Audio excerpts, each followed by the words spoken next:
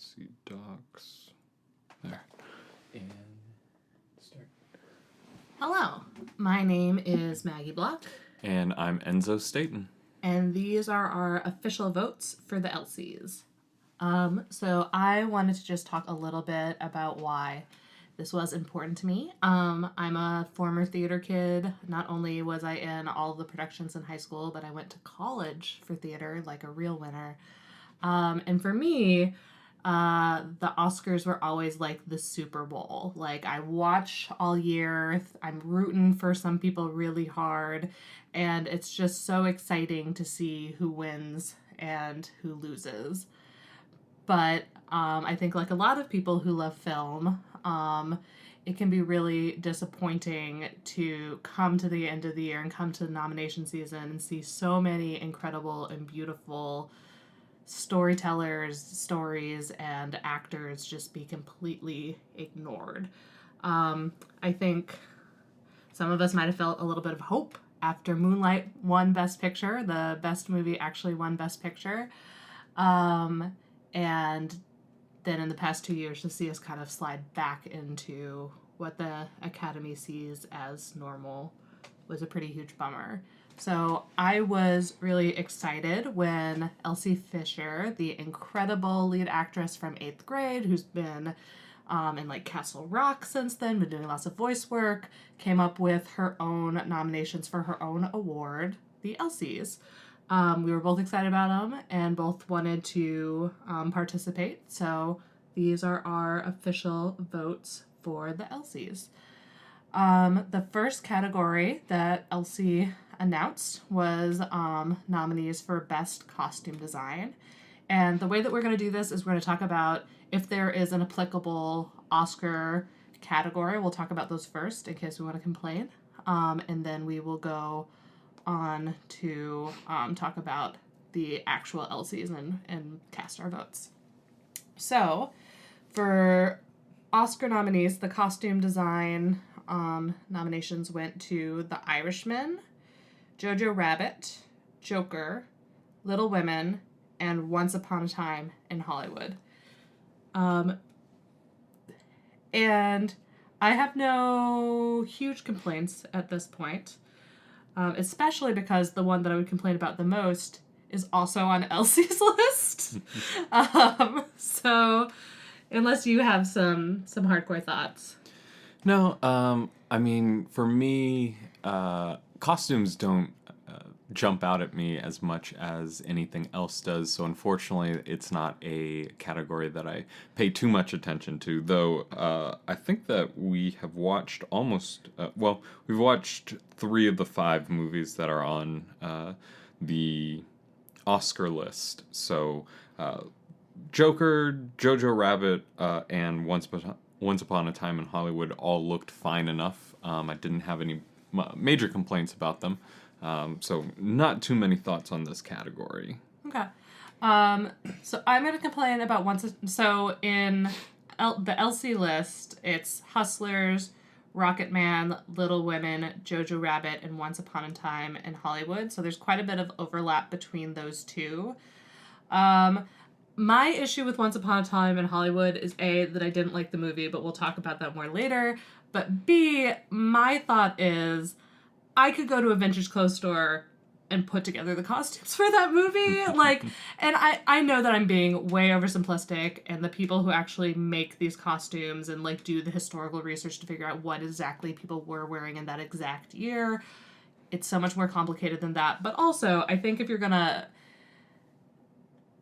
be giving out awards, nothing this year I found to be as epic as something like Black Panther, where we were really transported to a new world, and there was glamour and there was accuracy, and it really pulled you into this fictitious world. I think the closest we got in terms of glamour, and maybe that's just how I am as a movie watcher and someone who likes this award, is I want to see something glamorous, is Rocketman. So my vote might go there. But also something that I would have added to this list, since, Elsie got to make her own nomination categories, and we didn't get to vote in on that. I would say that Queen and Slim would be. Queen and Slim was wonderful. Beautiful costumes. Yeah, just looked great. Yeah, I mean, I think the costumes did incredible character development. Like, if you look at Queen at the different stages of where she was at emotionally throughout the movie, she was wearing completely different clothes. I think every different place that they went in this movie took you to a different part of America, particularly like the American South, and you really saw that in the clothing that they wore. So I would say my official vote, even I think Rocket Man is a close second, but for me it would be Queen and Slim should win the Elsie for costume design. I would definitely agree with that. Queen and Slim would take it for me as well. Yay! And then we have the next category in the Elsies is Best Hair and Makeup. So for the Oscars, there was Bombshell, Joker, Judy, Maleficent, and 1917. As far as the Elsies go, there's Joker, Us, Rocket Man, and Bombshell. And I think the big thing about Bombshell is that Charlize Theron looks identical to Megyn Kelly. I think my first thought was, oh man, they got Megyn Kelly to star as herself in this movie. That's so strange. No, totally. I think especially because there's those clips with other Fox anchors in. I was like, I guess her career path has taken a big nosedive. So yeah, I agree for Megyn Kelly, face matching alone. It's a good contender. There's nothing that was so epic I couldn't ignore it this year. Which isn't to say that these people didn't do incredible jobs. It's just I didn't notice it, which maybe is a sign of how well they did. Yeah. One question I have is so we have 1917 on this list for hair and makeup, and we have Jojo Rabbit for costumes. And for me, I'm like, in terms of costumes and makeup, I feel like they're the same movie. Yeah. In terms of everything else, no. But in terms of costumes and makeup, so it's just, I would love to know what people's logic was of one getting makeup and one getting costumes, because for the most part, 1917 and Jojo Rabbit was a lot of fatigues. Yeah, definitely. Some townsfolk, but a lot of fatigues. So I would say, I'll vote for Bombshell for my Elsie vote. Definitely. Either Bombshell or Rocket Man. I actually, for Rocket Man in both of the categories for costume design and hair and makeup, if you're going to be Elton John, then you're doing pretty well as far as makeup and hair goes. Yeah, can't argue with that. Okay, so the next category for the Elsies is Best Independent Feature, and there is no Oscar equivalent. So Elsie's nominations for this are Booksmart, Honey Boy, The Art of Self-Defense, and The Lighthouse. We watch a lot of indies, so I thought we could start by talking about what we would add to that list. For me, it's The Last Black Man in San Francisco. I think that you and I had different opinions about that movie. Yes, we definitely did.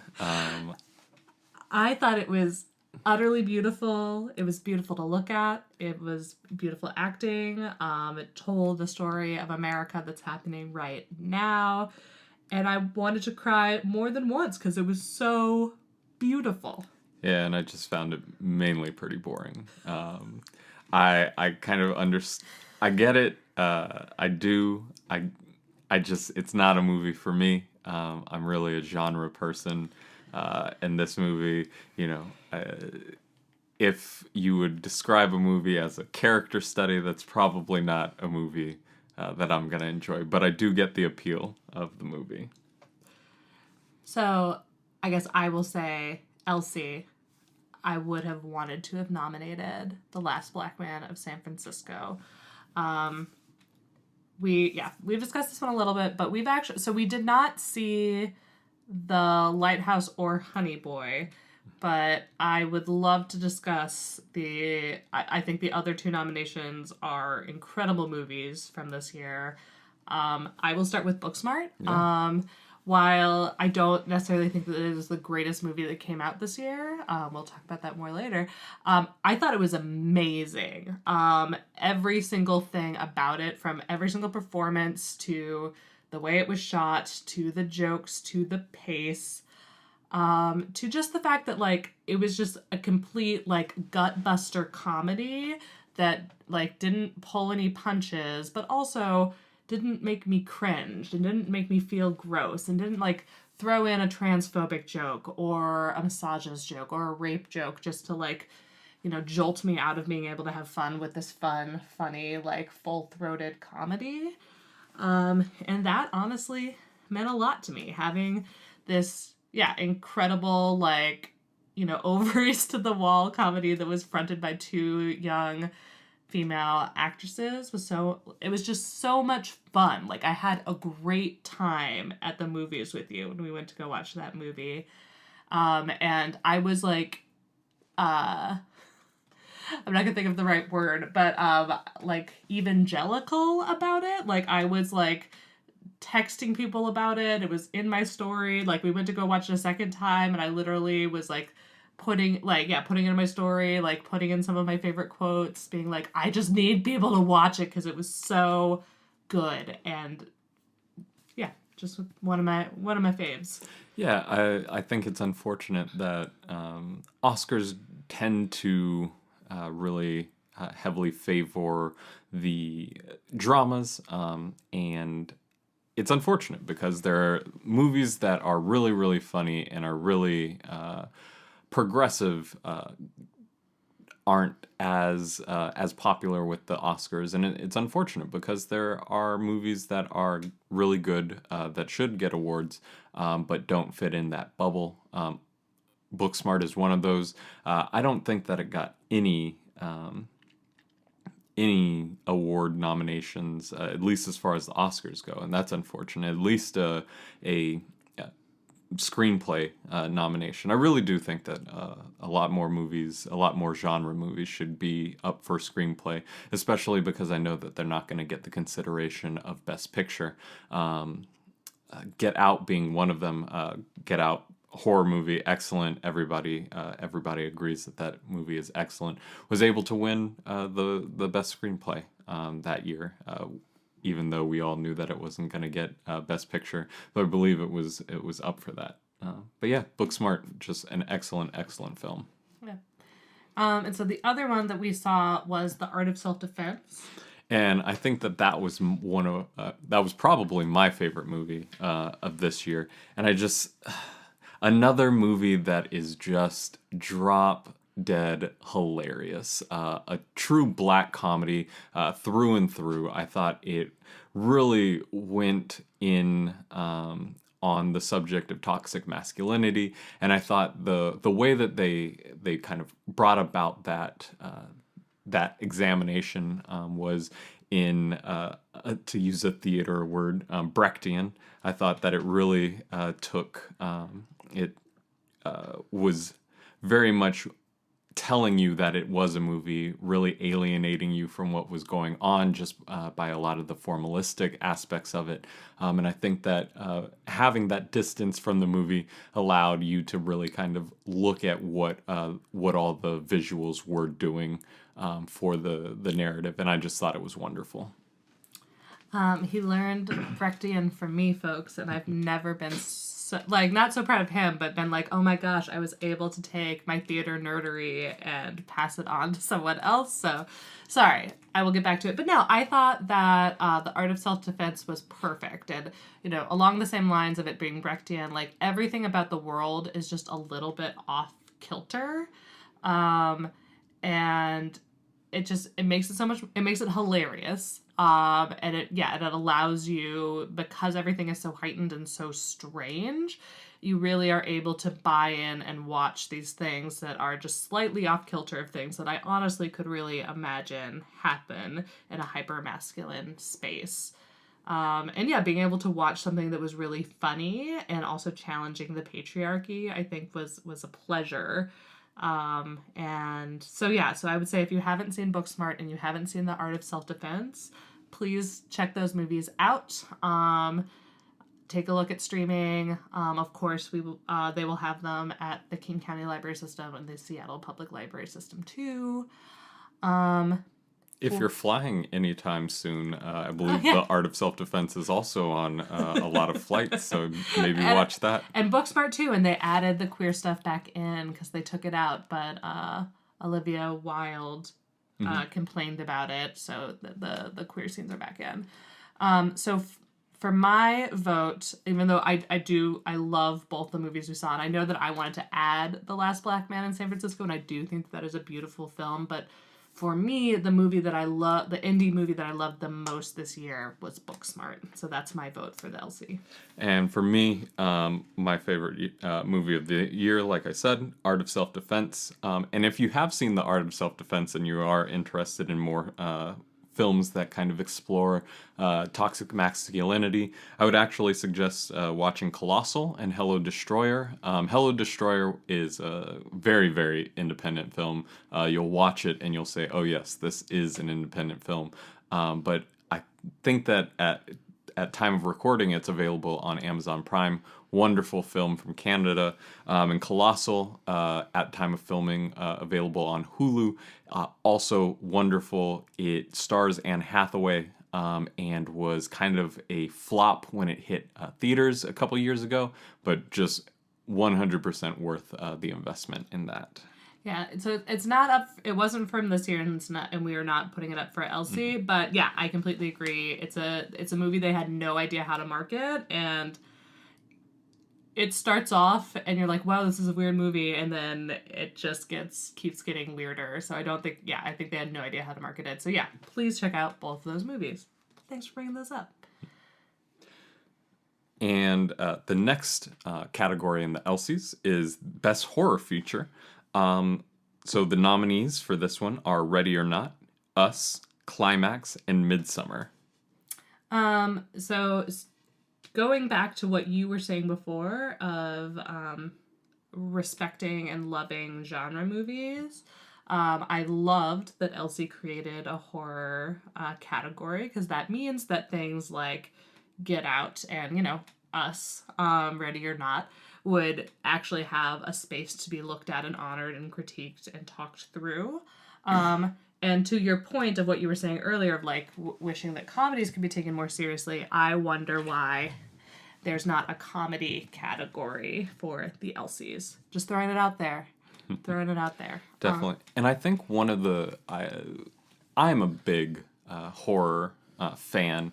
Not so much all horror, but I really do like horror movies that have either the classics. I really grew up watching a lot of the classic horror movies, and I also like movies that use the genre in very interesting ways. And I also think that horror is one of the best ways to just explore society's anxieties. So again, Get Out, exploring this societal anxiety of race. Ready or Not, exploring the class. Midsummer, exploring shitty boyfriends, essentially. And so I'm very happy whenever we can talk about horror movies as explorations of our psyches, of anxieties, of our society. And so, yeah, I'm always happy to talk about horror features. Yeah, I mean, I didn't really watch horror movies ever, and I still refuse to watch a couple. Apparently, Hereditary is one of the greatest movies that's ever been made, and it just looks like it's going to make me sick. So I haven't watched it, but because of my relationship with you, Enzo, I actually have been watching more horror movies, and I think it's a really exciting time to be watching horror movies, because there's a lot of people that that are total film nerds and understand and speak the language of good filmmaking, but love genre movies. So throughout a relationship, we have seen things like It Follows and The Witch, And none of those movies have any of the things that I hate, which are like jump scares and unnecessary gore and, you know, murdering sexually free women. Um, yeah, no, I'm going to stick with that. Even with It Follows, we get at me. We can talk about that later. So yeah, so I'm excited to be able to watch horror movies now, and I would say that if you are a person who's a little bit uneasy with horror movies, for the three that we saw, we've seen Ready or Not, Us, and Midsummer. They were all really interesting, and I think they're worth checking out. So let's talk really briefly about Ready or Not. Definitely. I actually really liked Ready or Not. I think that with hindsight being 2020, looking at Ready or Not as being a precursor of Knives Out, I think is a very interesting look at that. Both of those films explore a not exactly wealthy woman being, you know, coming into this family who's massively rich, and that family kind of turning against that person. And I think that Ready or Not was wonderful in exploring how self-serving rich people are, how clueless they are, and just how willing they are to sacrifice others for their own well-being. And I loved the ending of Ready or Not. It was wonderful. Yeah, I mean, I really liked it because it was a horror movie that was really willing to have fun. Like, it was definitely a bit of a comedy horror movie. There's a little bit more gross stuff in Ready or Not than most horror movies that I like. There's a bit of gore. But, you know, like a lot of the gore was played for laughs, and that makes it slightly more palpable to me. And ultimately, it's very much like a story of a final girl. Like, to give away the beginning of the premise, there is a girl who marries into this family who they made their fortune as a game company, you know, like Fisher Price-esque. And a weird tradition that they have is every night that a new person marries into their family, that person selects this card from this big deck.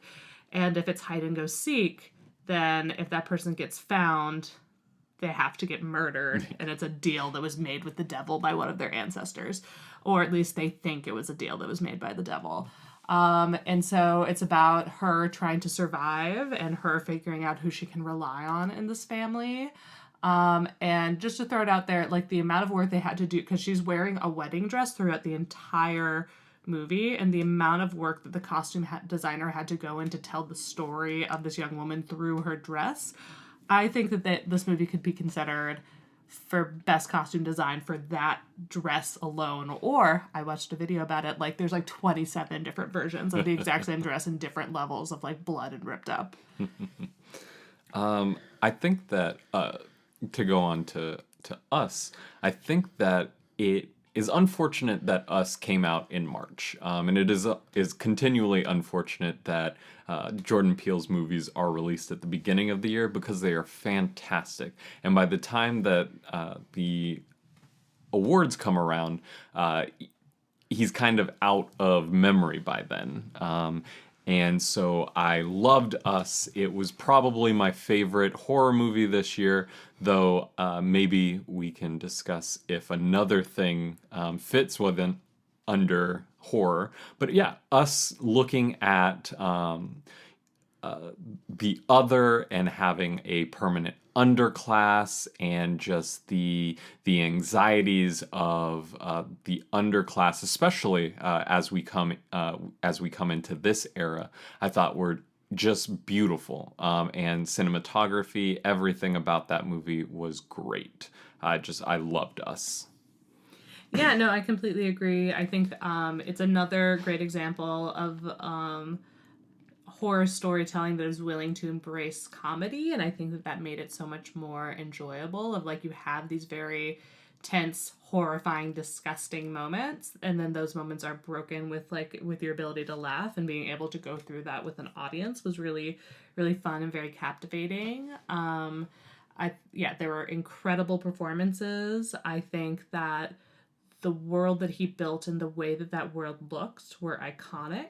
Like before I went to go watch that movie, I had actually bought 2 pairs of golden crafting scissors, and then like when I got them I was kind of creeped out, and I was like, I don't know if I want anyone to see me holding these golden scissors. And yeah, I agree. I think that Us was I think that Get Out, to speak to the points that you've made about it a couple of times, I think that it was a masterpiece, and I think that Jordan Peele forced us to take genre movies more seriously because it was that important of a movie, and it was really like a cultural moment.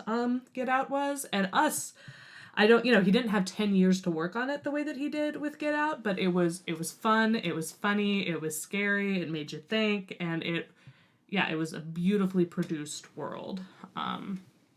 So I liked it a lot. Midsummer is the other movie that we watched. I don't know what Climax was about. Probably was good. But Midsummer, to just do a quick abbreviation of that one, there's a girl who is trying to find where she belongs, and she's dating this guy, and she can feel like he's being kind of distant, and we are able to see some things behind the scenes that, like, yeah, he definitely doesn't like her anymore. And then tragedy happens for her, and she kind of accidentally gets invited to this trip with him and some of his other friends from graduate school to go to a Swedish midsummer festival.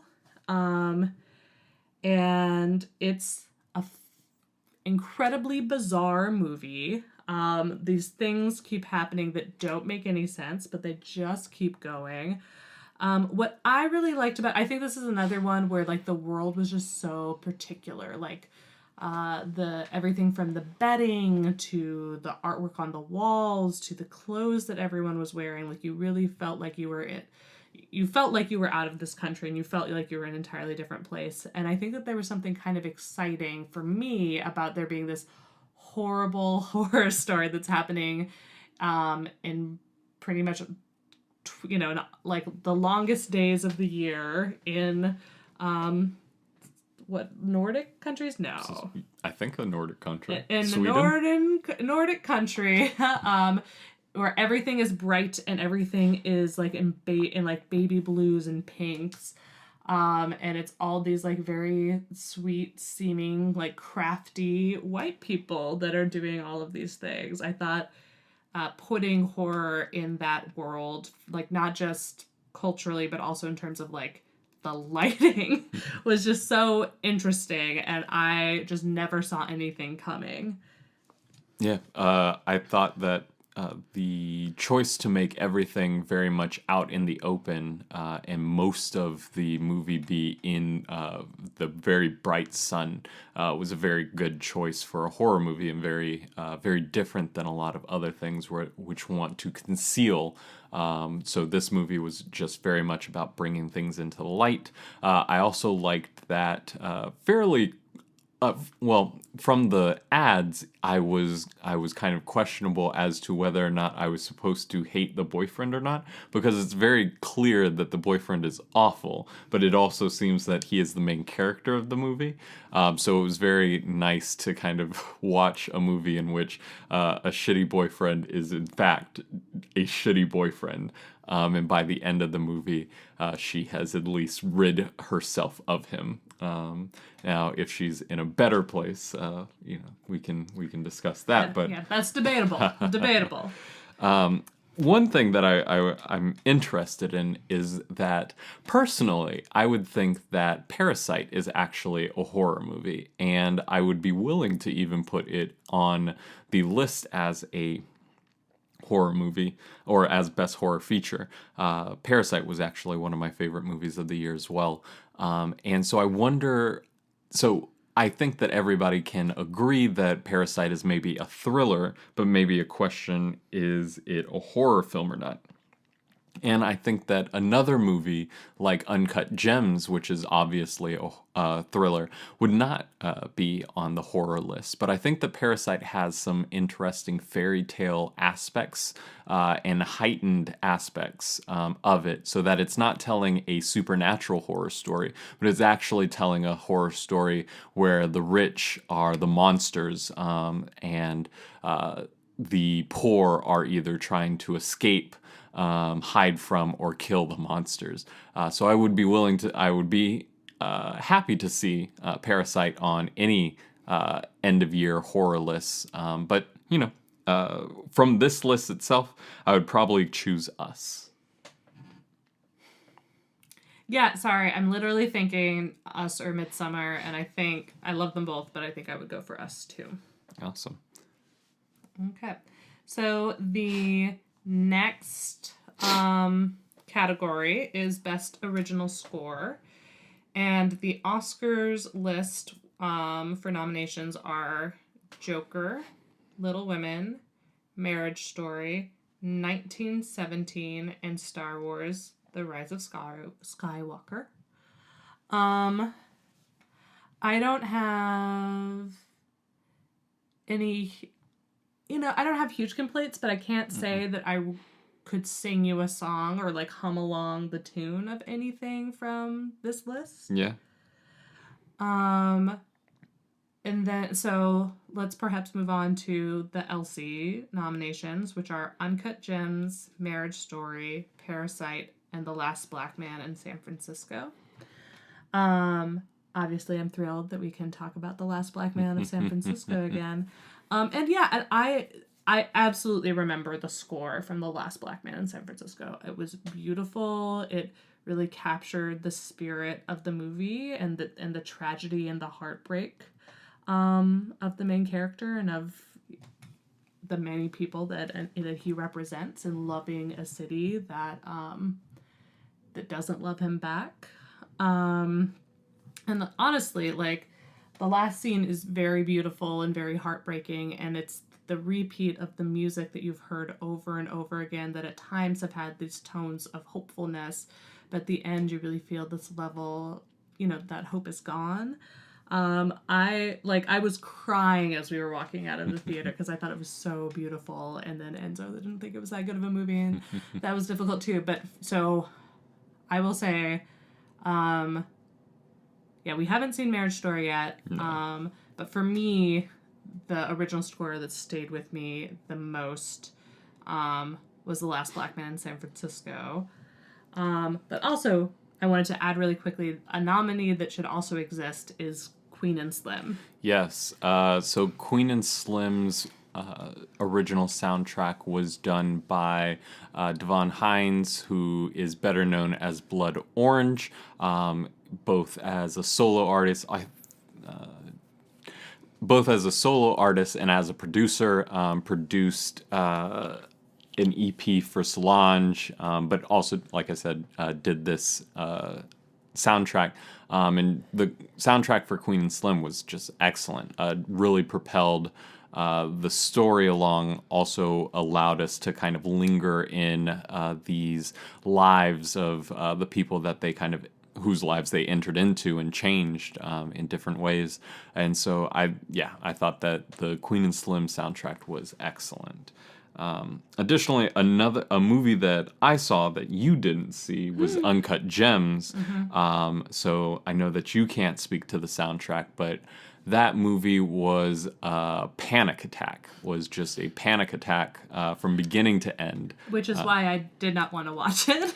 Absolutely terrifying, and so the score just heightened that. Everything about that movie just heightened how terrifying it would be to be in that guy's life. The movie was so terrifying that I actually had to, in the theater, look up the ending of the 2012 Sixers Celtics series for the playoffs, Eastern Conference playoffs, and just so that I could know who won and at least relieve some of the tension from the movie. But Uncut Gems, fantastic. Adam Sandler, we'll talk about him in a little bit, but the soundtrack as well, just excellent.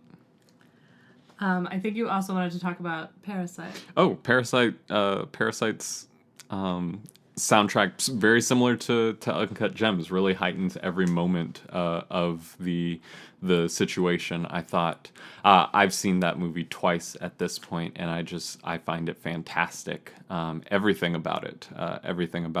But like I said, the same thing for Uncut Gems. The soundtrack for Parasite really heightens all of the emotions throughout the movie. Okay, so I already said my vote would be for The Last Black Man in San Francisco. And I think my vote would be for Queen and Slim. Awesome. And so the next category is Best Original Song. For the Oscars, it's I Can't Let You Throw Yourself Away for Toy Story 4. I'm Gonna Love Me Again, Rocket Man. I'm Standing With You, Breakthrough. Into the Unknown, Frozen 2, and Stand Up, Harriet. I think, so together we have only seen I'm Gonna Love Me Again for Rocket Man. Could not tell you which song that was. Yeah, no, in fact, we have very few notes for the section, and my note is there was an original song in Rocket Man, because I thought the whole point was that we were going to hear, like, his whole like, it's kind of his discography, like, Mamma Mia. Yes. I would like to briefly say Rocket Man was not a good movie. Yeah, I mean, it's not... There are a lot of problems with Rocket Man, but in terms of did it look beautiful and was the soundtrack great? Yes. We could go on forever talking about every movie. But... Story aspects, no, not there. Yes, but we're not talking about that. Yeah. So talk about the Elsie. The Elsies, so there is a nomination for Parasite, Rocket Man, Toy Story 4, and Frozen 2. And again, Parasite, I was not even aware that Parasite had an original song in it. That's our only other note, is Rocket Man had an original song and Parasite had an original song.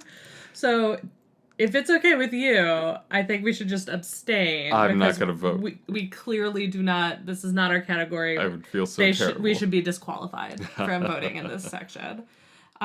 So the next section that Elsie had, there's not an Oscar equivalent, and it's nominees for Best Young Performers. And I think what's really cool about this list is you really get to see Elsie Fisher's lens. She, as an 8th grader, played an 8th grader. And so it makes a lot of sense to me that she would have a sensitivity to young performers. And it also really made me think, we can all complain about there are so many movies and TV shows we've seen where they have like child quote unquote actors who just are not good, who just can't do it, who are clear, like, you know, who clearly were chosen for, you know, like for some level of ease or to make someone happy. And so when you really get to see a child actor do incredible work, like I know one of the first like Sixth Sense and the original, sorry, not the original, but like the prequel Star Wars movie came out in a similar point in my life. And if you compared like the two young actors to each other, it's night and day. And so actually getting to see an incredible young actor is such a treat, and it is possible, but also very rarely are the roles that they're given, or at least the weight that we give their performances, put in the same category as adult actors. Like child actors winning Best Actor or Supporting Actor is really rare. So I thought that this was a great idea. And her nominations are Robin Griffin Davis from Jojo Rabbit, Julia Butters from Once Upon a Time in Hollywood, Shahadi Wright Joseph, who is the daughter of In Us, and Noah Jupe from Honey Boy. For me here, my favorite was Julia Butters. In an otherwise terrible movie, just excellent in Once Upon a Time in Hollywood. I thought that every scene that she had with Leonardo DiCaprio was excellent. Just that the stretch of scene of him being on that TV show, everything was great. The first conversation between the two, where he is essentially looking at himself in time, and kind of explaining to Julia Butters' character that she will be him at some point. to him flubbing the lines in that scene, to her saying that's the best acting I've ever done. Just excellent, excellent, excellent, excellent. I loved it, every part of it. We keep teasing, but we will eventually talk about Once Upon a Time in Hollywood. I knew you were going to love talking about her because we've literally talked about how that scene is the best scene in the movie. But I just want to quickly talk. So we didn't see Honey Boy. I've only heard amazing things. But in terms of Jojo Rabbit, like, that movie is all about looking at World War II and the Holocaust and Nazi propaganda from a child's perspective. And if we didn't have a strong lead, someone who is able to bring wonder and fantasy and heartbreak and confusion into this really special, like, very big part, I don't think this movie, it wouldn't have garnered the praise, and it would have been as fantastic as it was. And also looking at The Daughter and Us, I'm really glad that Elsie brought her to our attention, because we'll talk about Lupita later, but The Daughter actually also did, like, she is a completely realized, like, obnoxious tween girl character, and she's also horrifying. Like, those are two completely different parts, and she plays them both pitch perfectly. So I really appreciate that Elsie took put my focus on this aspect of movies this year. And so your vote is for Julia Butters. Yep. I am gonna say my vote is for Shahadi Wright Joseph. All right. And the next category is Best Cinematography. So for the Oscars, we have The Irishman, Joker, The Lighthouse, 1917, and Once Upon a Time in Hollywood. I'm not angry at 1917, and that's the only one I'm not angry at. Really? I mean, we didn't see The Lighthouse. Yeah, we didn't see... And I take it back, because The Lighthouse is not being added just because I haven't seen it. I really did want to see it. It is the follow-up for the director of The Witch. The Witch! And so I very much 100% behind that movie. I just did not see it, unfortunately. Yeah. Otherwise, The Irishman is 4 hours long. Who the hell is going to watch that movie? But maybe it's 4 hours of incredible cinematography. Supposedly. Okay. Supposedly. And then Once Upon a Time in Hollywood, the cinematography was fine. I didn't think that was really a big portion of the movie, though. No. But... for the Elsies, we have The Lighthouse, The Last Black Man in San Francisco, Parasite, Waves, and Midsummer.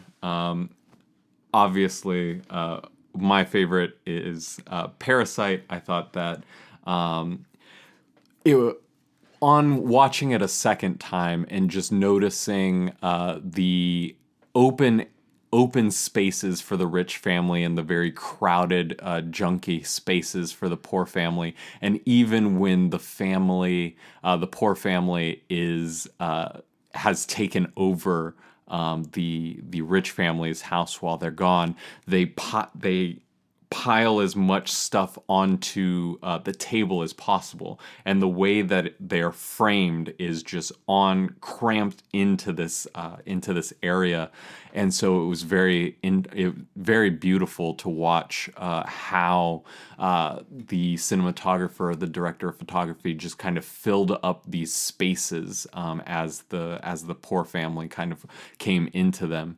Additionally, there are many scenes in which all of the poor family, all of the Kims are in the frame together, whereas you don't very often see the rich family in frames together. What I really liked is, they found when the rich family comes back and the Kims have to hide, in this entire open space of the house, they find the smallest cramped space to put the Kims in, which is under that table. Beautiful, just gorgeous, wonderful cinematography.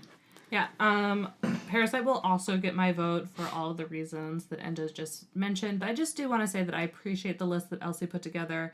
The Last Black Man in San Francisco is just like this visually rich story. Waves was just gorgeous and breathtaking and sort of like a dizzying haze of a movie, which worked so well for the story that they were trying to tell. And I've already talked about how I thought the way that Midsommar was shot was very special to the movie, and so I appreciate the whole list. So the next category is nominees for best screenplay, and I'm not going to have us read out the Oscar contenders for this because Elsie didn't do original versus adapted, and so her nominees are Knives Out, Jojo Rabbit, Us, and Parasite. And I will say I kind of wish that she had done adapted, because I think the best part for me for Little Women this year was the adaptation and taking this story that had these new and innovative ideas that didn't quite, for an author trying to publish in this time where there just wasn't a framework for her to be able to talk about, you know, women's liberation and having a character not fall in love and, you know, like probably potentially even looking down on women who married for money, even though that was the best and most logical economic choice for them to make. I thought it was beautiful that we got to see a movie about women in history that used a 2019 lens to really do them all justice. So I don't need to add Little Women to this, but I just thought that it was the best adaptation this year. That said, I think Jojo Rabbit was just a really unique way to look at popularism of nationalism and genocidal ideas, and I think that that's a really valuable story to be told nowadays. I thought Us was smart and funny and fascinating. I think that Parasite is the best movie that got made this year, and of course that wouldn't work without a brilliant and perfect screenplay, but for me, it's Knives Out. Oh yeah, Knives Out is the winner. Easily. I just think everything about it was just perfect and like just whip smart, and like it was like watching a cascade of dominoes fall. Everything had to fit into it perfectly. It was so smart. It was so fast.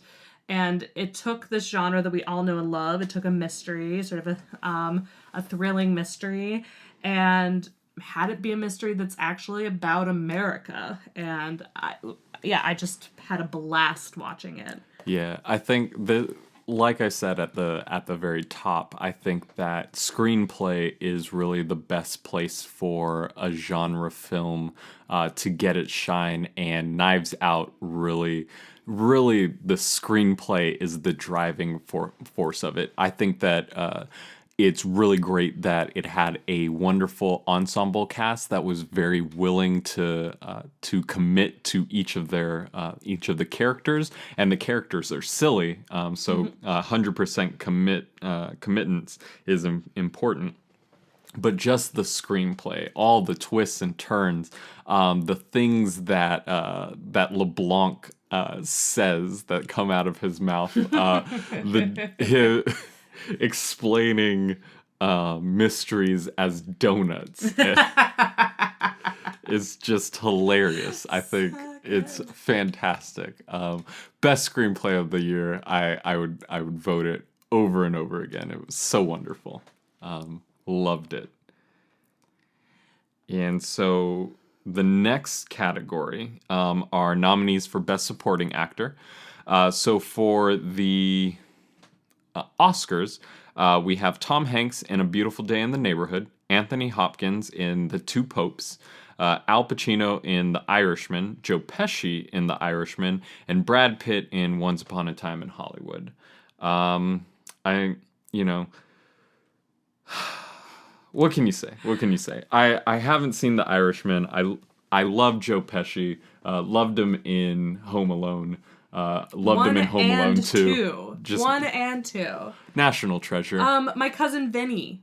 My cousin Vinny. You know, this is why comedy awards should exist, people. Like Yeah. Joe Pesci has been giving us incredible performances for my entire life. Yeah.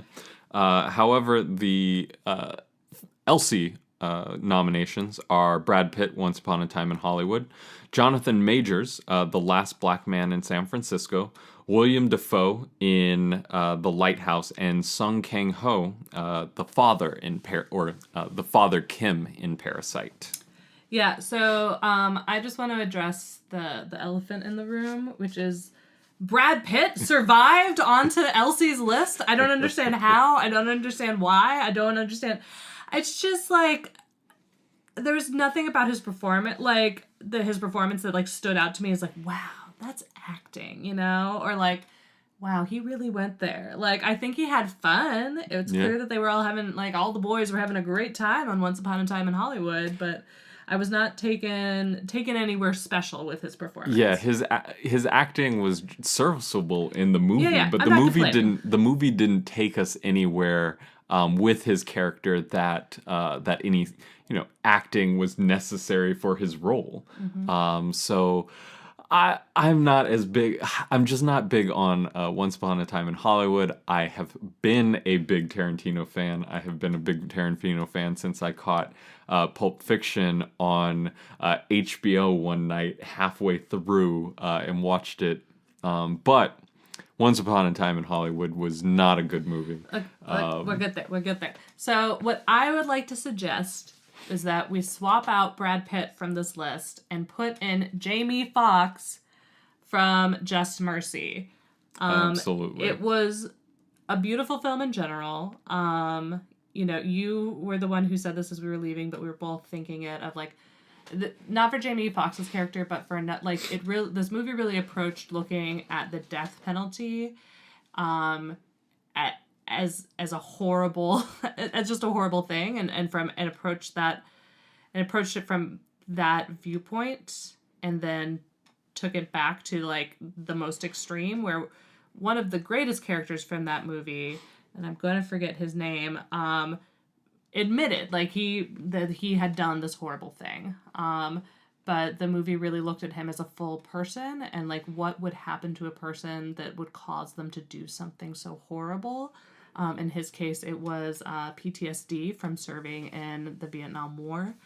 And so there are just a lot of really beautiful performances in that movie, and I think Jamie Foxx's was one that got just completely slept on. Yeah, he was definitely snubbed for his performance. Yeah, I just thought that in a huge contrast to the role of Brad Pitt's character in Once Upon a Time in Hollywood, a growth, a character who was very powerful from the very moment they stepped onto the scene and had to still grow throughout the movie.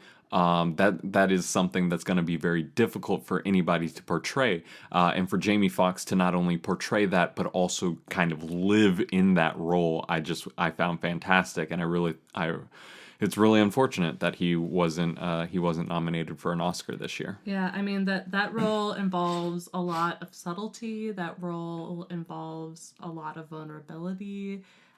He takes us from the absolute lowest point to the absolute highest point that a person can experience, and he does it.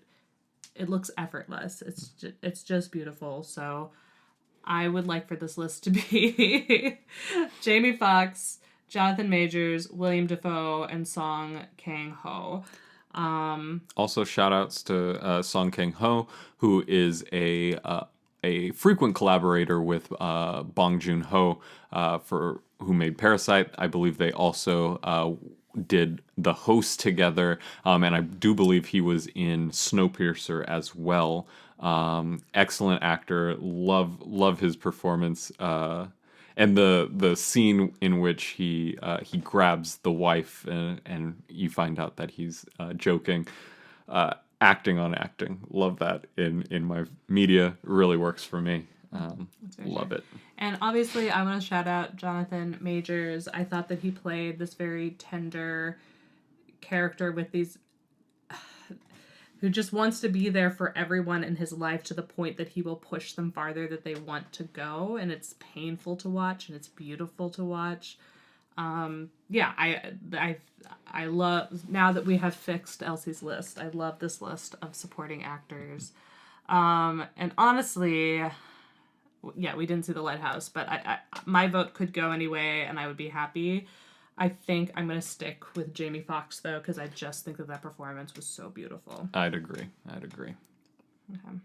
So the next category is Best Supporting Actress. And the Oscars nominated Kathy Bates for Richard Jewell, Laura Dern for Marriage Story, Scarlett Johansson for Jojo Rabbit, Florence Pugh for Little Women, and Margot Robbie for Bombshell.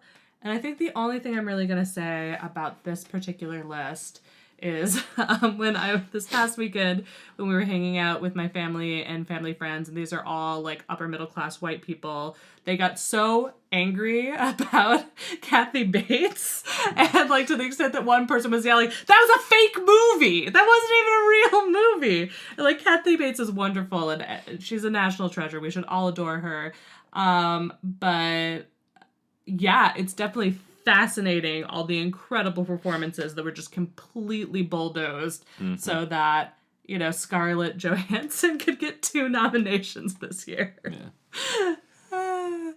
Okay, so the Elsie list, which is far superior, is Park So-dam, who was the sister in Parasite, Thomasin McKenzie, who was the Jewish girl in Jojo Rabbit, Laura Dern from Little Women, Taylor Russell from Waves, she played the sister, and Zhao Shuzhen, who I believe was the grandmother in The Farewell. And so this list is incredible. This has everything that I would want. I think the only thing missing on this list is Jennifer Lopez from Hustlers. You are so right. How did I leave out J-Lo? I let J-Lo down. I didn't say it. I know. J-Lo was excellent in Hustlers. Just, I think, again, very similar to the character that Jamie Foxx played. Somebody who has to be immediately charismatic and then has to also grow on screen throughout the movie. I think that she really nailed her part. I think that she was an integral part of Hustlers, and her chemistry with Constance Wu was excellent. I thought that she did great. No, totally incredible, completely charismatic. Another character that, while we get to see the glitz and the glam that all these girls are able to put on, you also see this woman is fierce and she loves her family and she curates a family around her that she is going to protect like a lioness. Mm-hmm. Yeah, in fact, I'm going to just say it. J-Lo. J-Lo is my vote. Yeah. I would also just shout outs to Park So-dam. I thought her portrayal of the Kim sister was fabulous. I liked the little rhyming scheme that they had to remember who Jessica was at the beginning. We're both doing the finger motions for it. Just she was excellent. I hope that more of her movies come across the ocean so that we can see them. I just love foreign films, especially ones from Korea, from Japan. I've been a big fan since high school. So seeing Bong Joon-ho kind of come on the scene, and everybody kind of willing to get over what he calls the 1-inch barrier of subtitles on the screen. Just always happy to see these movies get more light, and always happy to see foreign-born actors and get some spotlight as well.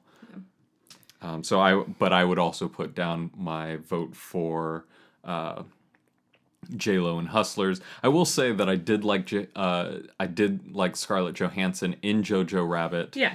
Didn't see Marriage Story, but I don't hate that she was included on supporting actress. We'll get to that. So the next category is Best Director. Lorene Scafaria for Hustlers. Or, I'm sorry, looking at the Oscars first. Martin Scorsese, The Irishman, Todd Phillips, Joker, Sam Mendes, 1917, Quentin Tarantino, Once Upon a Time in Hollywood, and Bong Joon-ho, Parasite. I'm glad that we're finally in the director's portion. Yeah, because this is where we're really gonna complain. Oh yeah. First off, Once Upon a Time in Hollywood, terrible movie. It was so bad. It was so bad. There are moments that are great in that movie. Previously, we've said Leonardo DiCaprio's character guest starring on that Western was excellent. And another scene in that movie when Margot Robbie's Sharon Tate character goes to watch other people watch her on screen in the movie. I thought that was really good. However, those are only 2 scenes in a nearly 3-hour movie. 3 hours. And it's bad. Bad. No, one of the things we learned in theater school was if you're talking about what a movie's about, it shouldn't be a plot synopsis. It should be like its greater theme. So I think, Parasite is a really good, easy example. It's about upper classes and lower classes, and how if you are in an underclass, there is no way, no matter how well you play it, no matter how smart, no matter how resilient, you cannot move up. Those aren't the plot points, that's the theme. And what is the theme of Once Upon a Time in Hollywood? Hollywood, I guess. It's about old Hollywood and new Hollywood. And look, one other thing that I liked about Once Upon a Time in Hollywood, besides the 2 scenes that you mentioned, is I was more than happy to have I like how Quentin Tarantino likes to do revisionist history, and I was happy to have Sharon Tate live, but because we had just had 3, she barely talks in the movie. You don't really get to know her.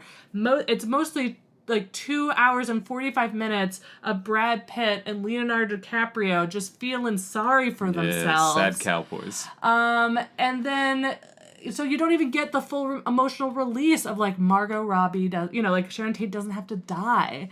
So a reverse, The Last Jedi edit is I think that if you were to make Once Upon a Time in Hollywood, have it all be about Sharon Tate, but have that one scene with Leonardo DiCaprio and Julia Butters in it, and then have the last scene with all the violence, it would be a perfect movie. Near perfect. I fixed it for you, Quentin. I would also like to say that while Joker was good, I don't think that it is Oscar worthy in any capacity. If you've seen The King of Comedy or if you've seen Taxi Driver, you've seen the Joker.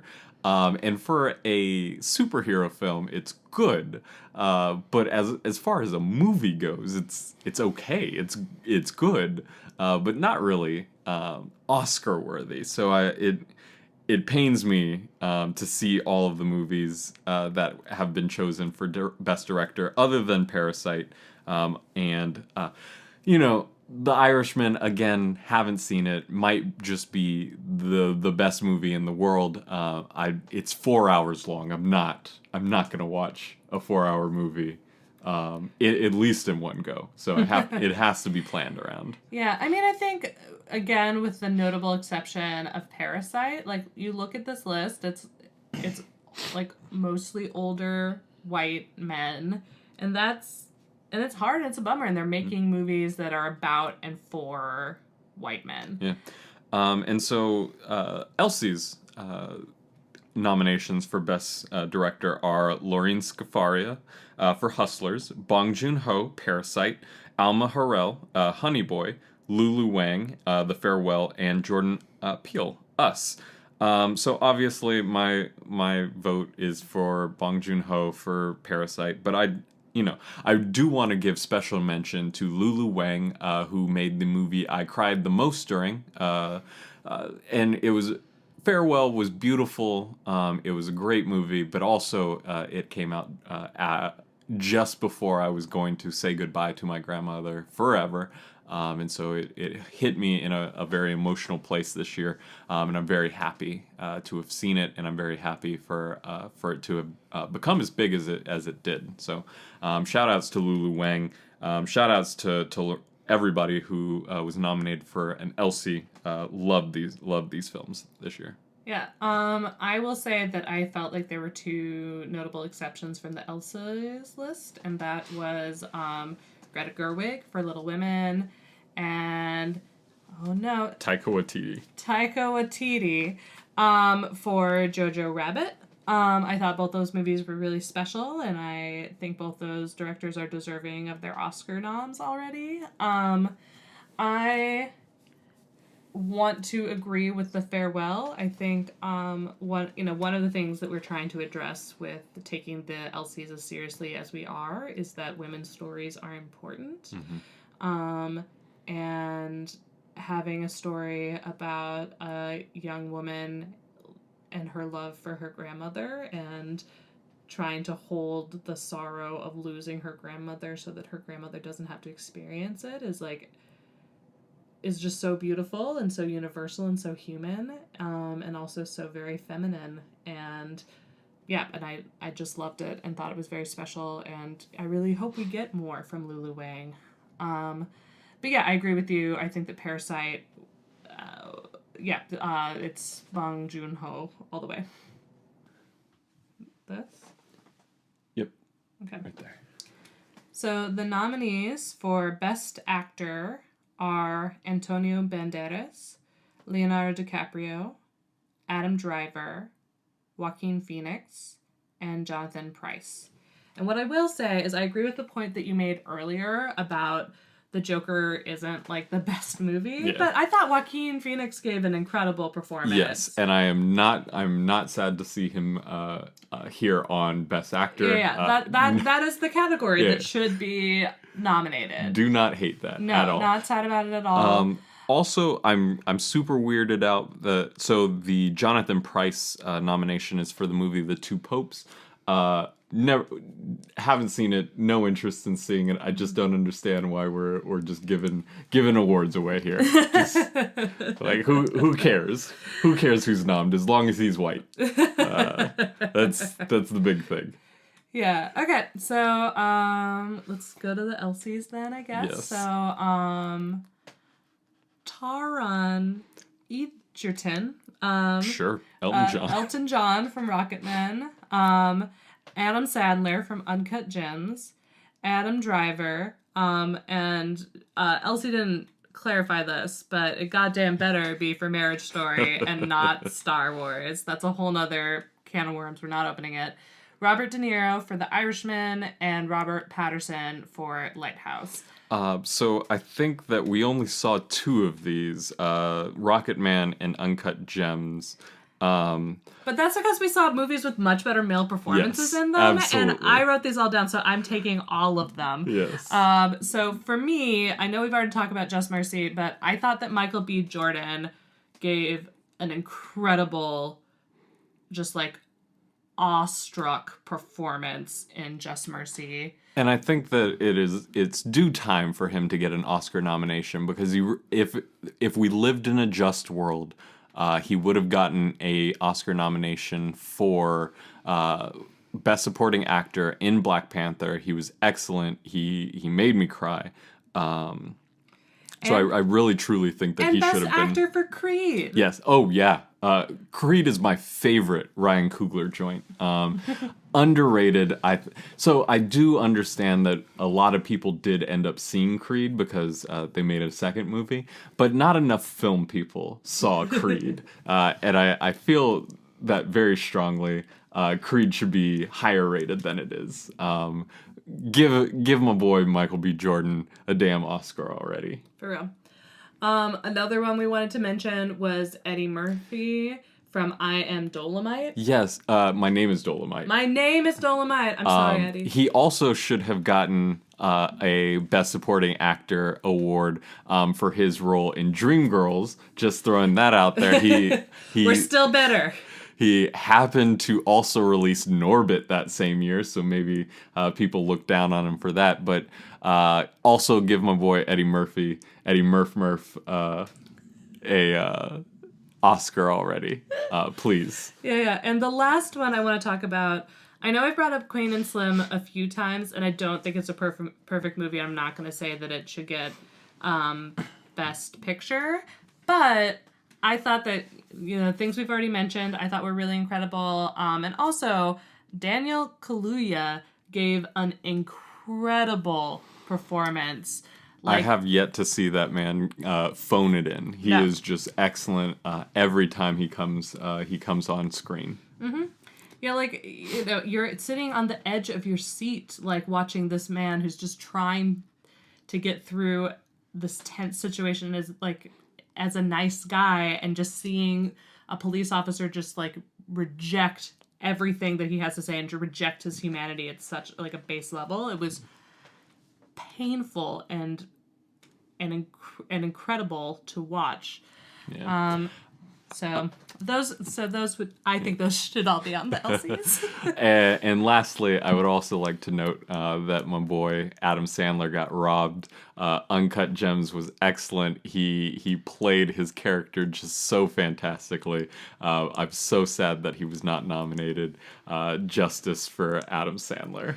Or Adam Sansan, as you would call him. Okay, but we didn't actually vote.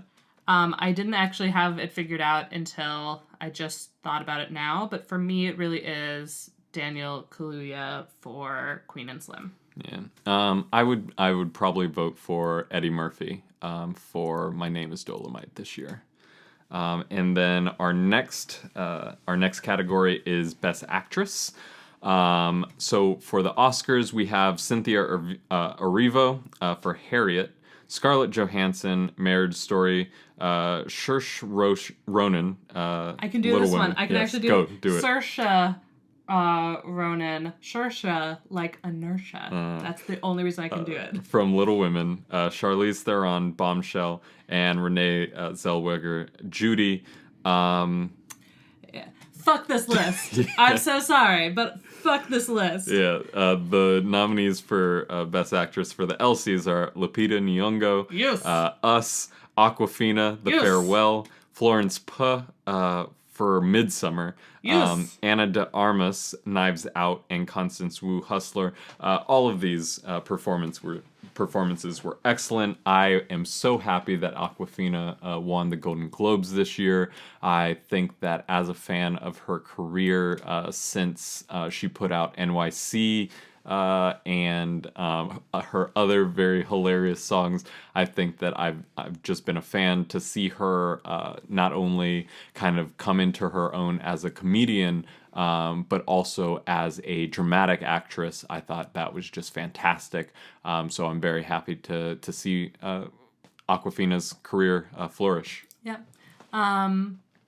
A weird thing that I do is when I discover people either in smaller roles or indie roles and I really like them, I will follow them and root for them. And so I discovered Awkwafina through different comedy that she did, and she did her own, you can watch on YouTube, show called Talk, written like awk, like awkward.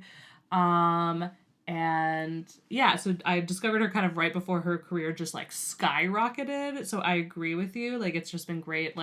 I loved her in Ocean's 8. I was there. Crazy Rich Asians. It was everything I wanted. But I didn't know what to expect with The Farewell because that seemed like a big leap to me. But she did it. She fully and completely did it.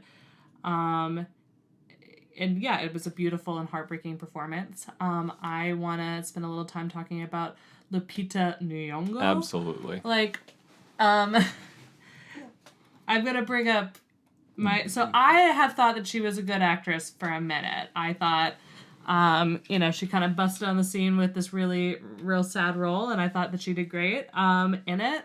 I thought she did great in Black Panther, but Enzo did not necessarily think she was a good actress before Us. Yes, so I thought that at least in 12 Years a Slave, I wasn't that interested in the movie itself. I also thought that her character was mostly just screaming So I Screaming didn't. and crying. Yeah, screaming In fact, and that's crying. what you've said. All we've ever seen her Yes. do is scream and cry. Yeah. So I didn't find I didn't find 12 Years a Slave to be a very good representation of her acting talent. And then I saw Us, and I was like, oh, And I was like, okay, can you finally acknowledge she can act now? absolutely. Yes. Yes. She truly embodied those characters. I was floored by what she did. Again, horror movies just have truly good acting in them. They have truly good direction. They have great cinematography. They have great screenplays. They genre movies should just get more recognition than they do, and I think that Lupita Nyong'o really is excellent in Us. She any movie in which an actor can embody two different roles within it and be on screen together at the same time with those two roles, I think is fascinating. And I just thought she truly lived in both of those roles. She was great. Yeah, I mean, the way that even she holds her body in the two different, like, yeah, her vocal tones, like, everything was just so completely different.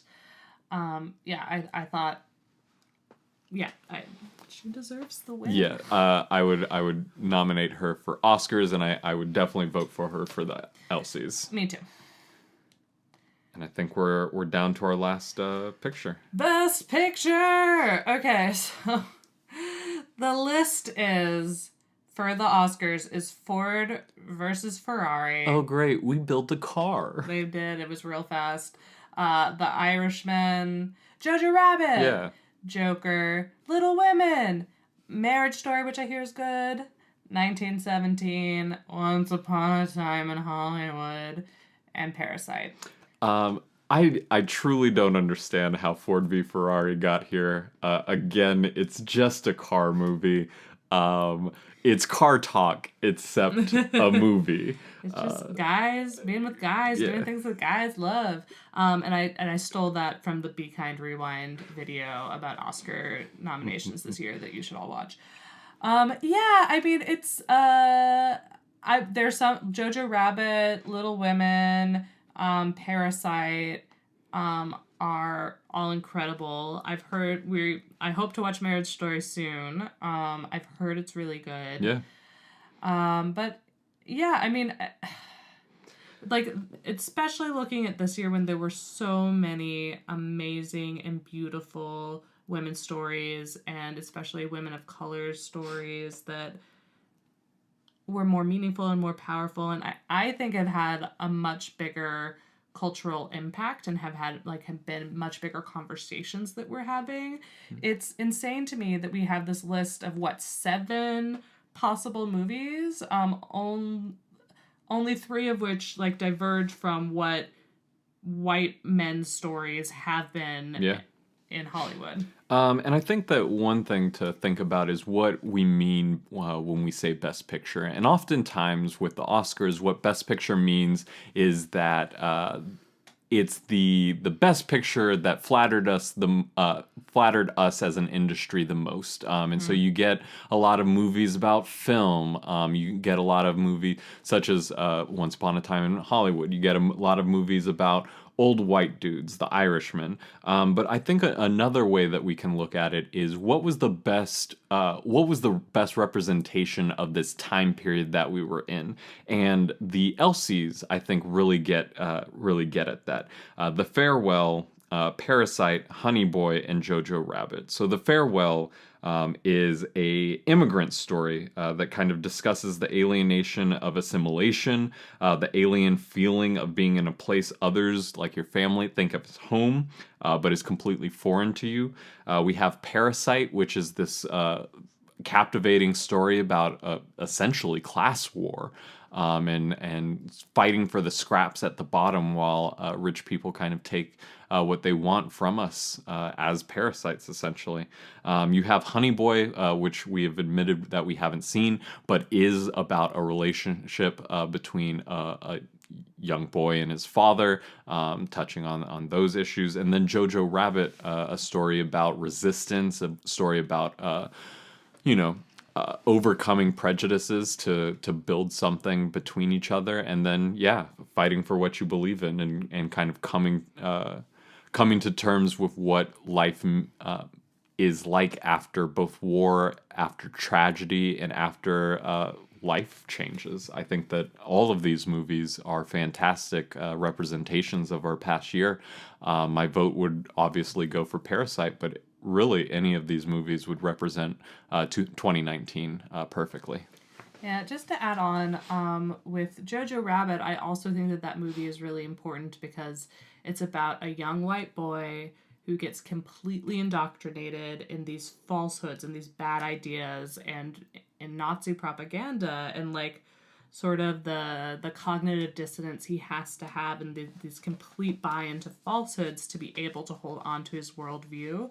I think that that's a really important story to be told, and I think that's something that's really important for us to think about, and think about those young people who hopefully we can bring back. Also, yeah, I agree with everything you had to say about the farewell. I also, both of us have been dealing with mortality of family members that are very close to us this year, and I think being able to tell such a human story is incredible. As well as obviously everything you said about the immigrant experience and feeling alien, in multiple spaces and places. And Parasite, very much about class struggle, about how working class people are just held down by their necks. And one of the things that we were watching this video about Parasite and how the ending is just a perfect sort of double cat, or the kill shot for that entire movie. And they talked about this. So what was hardest for me in the movie, and when I stopped, it stopped being as fun for me, because people scheming to get more from rich people is fun and funny, and I don't know why anyone wouldn't enjoy it. But what was hard for me is when they started screwing over other workers, and it stopped being fun for me, and I was like, oh no, I don't like this, I don't want this to be happening. But that's the point, right? And like that's the whole, like, even though these groups of people and these families should be uniting with each other to get more and to get what they deserve, they're fighting with each other, and they're fighting against each other, and they will be each other's downfall, as opposed to taking down the real parasites, which are the upper class. Yeah. Ooh, maybe we can start calling them the parasite class. But those are our votes and thoughts on the Elsies. If you have any thoughts or anything that we missed or anything that you think should get a shout out, let us know.